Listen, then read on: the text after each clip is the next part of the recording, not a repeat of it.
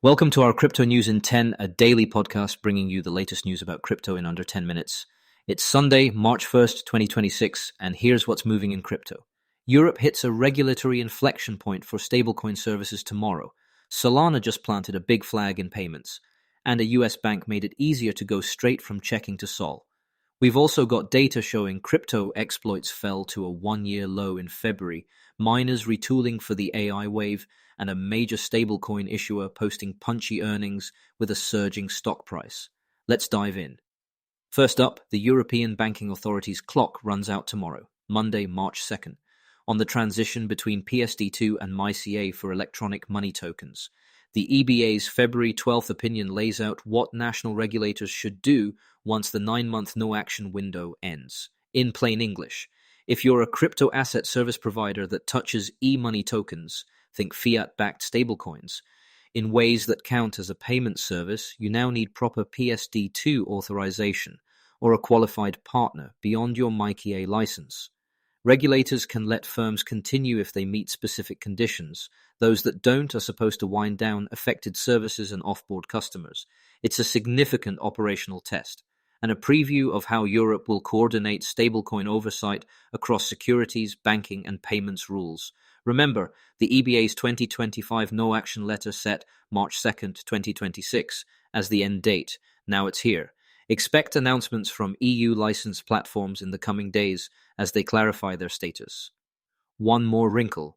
Industry voices warn about duplicative licensing if both MiCA and PSD2 apply to the exact same custody or transfer activity. Policy shops and companies are lobbying to streamline this, so one law governs each activity. Whether national authorities flex that pragmatism this spring will be a key storyline for stablecoin growth in Europe. Story 2. Solana wants to own payments, and it just launched a public hub to prove it. Payments.org went live this week as a single entry point for builders and enterprises. The site highlights some eye-popping figures, more than $2 trillion in quarterly stablecoin transfers on Solana, and roughly $300 million in monthly payments volume, plus a live USDC payment simulator, integration docs, and case studies. The pitch is clear, a low-fee, sub-second finality network already used by big names in money movement. Those numbers are project reported, but the direction of travel is clear.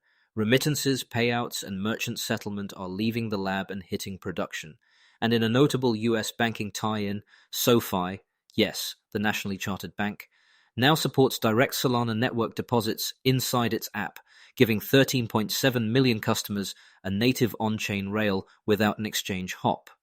It's another step in SoFi's return to crypto after it relaunched consumer trading in late 2025 as the first nationally chartered US bank to do so. The bank piece matters. If regulated consumer banks can safely bridge on-chain rails, stablecoin-powered payments become far more mainstream.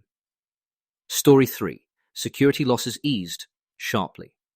February 2026 saw about $37.7 million in total losses from hacks and exploits, the lowest monthly figure since March 2025 based on CertiK tracked data. Wallet compromises led the loss categories. Phishing followed, and roughly 30% of stolen funds were frozen or clawed back. Notable incidents included yield blocks at roughly $10.6 million, IoTex at about $8.9 million, and Foom at $2.3 million. 1 month doesn't make a trend, but down and to the right is exactly what everyone wants, especially as more consumer-facing payment flows hit public chains.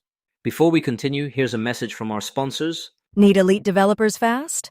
Elite Coders connects you with rigorously vetted senior engineers in 24 to 48 hours. Staff augmentation, dedicated teams, or full project delivery. We've got you covered. Visit elitecoders.co to get started today.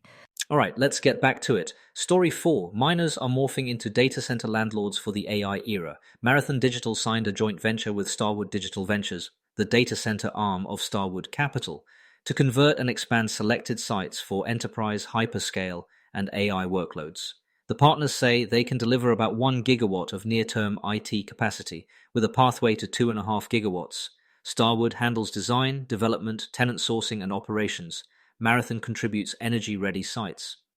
It's emblematic of a broader pivot we've been tracking: compute-rich Bitcoin campuses recast as revenue-diversified digital infrastructure. Shares in crypto-exposed names have been moving on these AI tie-ins, even when mining margins are under pressure. Finally, a corporate scorecard with macro implications. Circle's stock ripped roughly 35% midweek after the company posted a strong fourth quarter.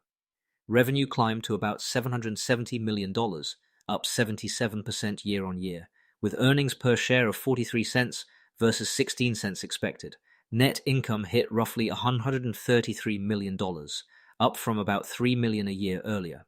Circle also flagged about 75 billion USDC in circulation, underscoring how fiat-backed stablecoins can be counter-cyclical to speculative crypto prices, especially when yields on reserves and real-world payments use pickup.